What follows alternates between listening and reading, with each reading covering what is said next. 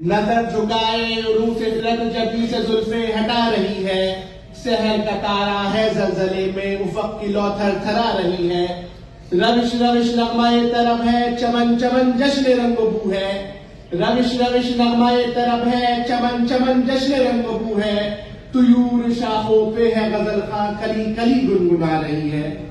عزت مآب شیخ الجامعہ صاحب، آنرری رجسٹرار صاحب، محترمہ اساتذہ کرام، عزیز طلباء و طالبات، السلام علیکم ورحمۃ اللہ وبرکاتہ۔ میں آپ سب کو 75ویں یوم جشن جمہوریہ کی پرخلوص مبارکباد پیش کرتا ہوں۔ یوں تو یوم جشن جمہوریہ 3 لفظوں پر مشتمل ہے، مگر 3 لفظوں کے اس مجموعے کو سنتے ہی ہر ہندوستانی کی آنکھوں میں چمک اور دل میں مسرت و سکون کی کیفیت طاری ہو جاتی ہے۔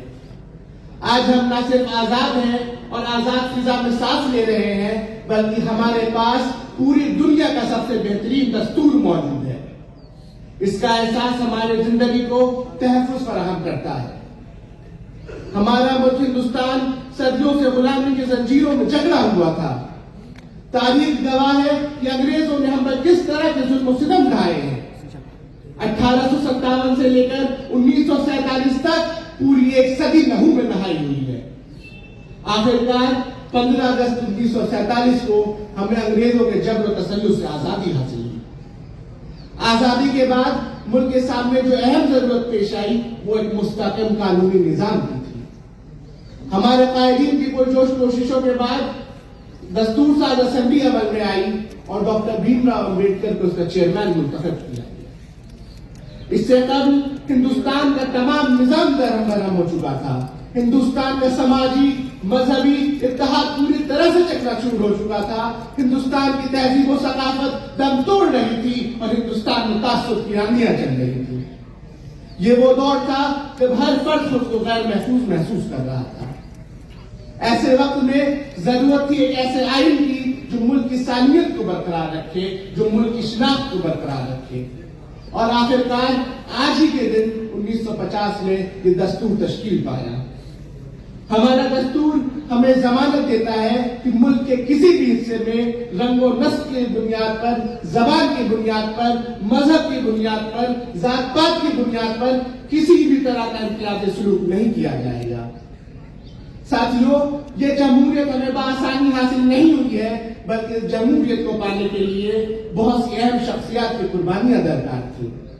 دل سے نکلے گی نہ مر کر بھی وطن کی الفت، میری مٹی سے بھی خوشبوئے وفا آئے گی، میں اٹھا لوں گا بڑے شوق سے اس کو سر پر، خدمت قوم و وطن میں جو بلا آئے گی۔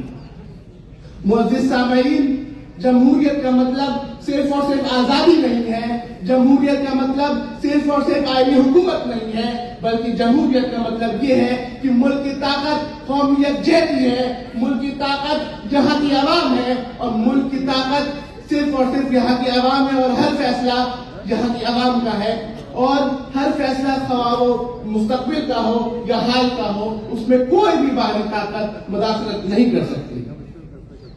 آج ہم خود مختار ہیں۔ خود مختاری کا عالم یہ ہے کہ ہم کسی بھی اہم شخصیت کے سامنے نہ صرف اپنی بات رکھ سکتے ہیں بلکہ ان سے سوالات بھی کر سکتے ہیں۔ آج ہم آزادی رائے، آزادی تعلیم اور آزادی انتخاب کا حق رکھتے ہیں۔ آج ہمارے پاس پوری دنیا کا سب سے بہترین دستور موجود ہے اور ہم فخر سے کہہ سکتے ہیں کہ ہندوستان سب سے بڑی جمہوریت ہے۔ سارے جہاں سے اچھا ہندوستان ہمارا، ہم بلبلے ہیں اس کی، یہ گلستاں ہمارا۔ اب یہ سوال بھی ہمارے ذہنوں میں گردش کرتا ہے کہ کیا ہم اس خواب کی تعبیر کو پا سکے ہیں جو خواب ہمارے بزرگوں نے دیکھا تھا؟ کہ آج بھی ملک میں فرقہ پرستی موجود ہے؟ اگر ایسا ہے تو ہمیں احتساب کی ضرورت ہے، ہمیں خود کو ٹٹولنے کی ضرورت ہے۔ آج ہم یہ تو کہہ دیتے ہیں کہ ہم مساوات کے علمبردار ہیں، مگر کہیں ایسا تو نہیں کہ ہمارے ذہنوں میں برابری کا کوئی دوسرا تصور موجود ہو۔ چھپا کر آستی میں بجلیاں رکھی ہیں گردوں نے، چھپا کر آستی میں بجلیاں رکھی ہیں گردوں نے، انا دل بات کے غافل نہ بیٹھے آشیانوں میں۔ تو میرے عزیز ساتھیوں، آج ہم عزم کریں کہ ہندوستان کو پورے عالم میں بہترین وقار دلوائیں گے، اور ہم یہ بات ذہن نشی کر لیں کہ آج آزاد ہیں ہم، ذہن ہمارا آزاد، تن جذبات کے گھیروں سے نکل آئے ہیں جو فرنگی کی سیاست میں کبھی بوئے تھے، ان تعصب کے اندھیروں سے نکل آئے ہیں۔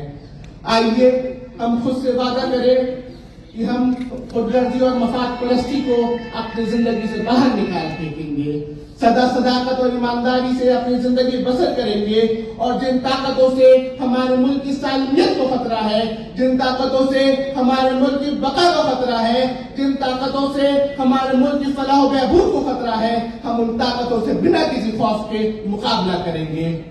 میں اکیلا ہی چلا تھا جانب منزل مگر، میں اکیلا ہی چلا تھا جانب منزل مگر، لوگ ساتھ آتے گئے اور کارواں بنتا گیا۔ آخر میں یہی کہنا چاہوں گا، ہماری ذمہ داری بحیثیت طلبہ علی گڑھ مسلم یونیورسٹی یہ ہے کہ ہم تعلیم کو ہی وسیلہ نجات تصور کرتے ہوئے زندگی کی ہر شعبہ جات میں آگے بڑھیں، اور نہ صرف اپنے ادارے کا بلکہ اپنے پورے ملک کا نام عالمی سطح پر روشن کریں۔ اس شعر کے ساتھ آپ سے رخصت ہوا چاہوں گا۔ کچھ بات ہے کہ ہستی مٹی نہیں ہماری، کچھ بات ہے کہ ہستی مٹی نہیں ہماری، صدیوں رہا ہے دشمن دور زماں ہمارا۔ السلام علیکم ورحمۃ اللہ وبرکاتہ۔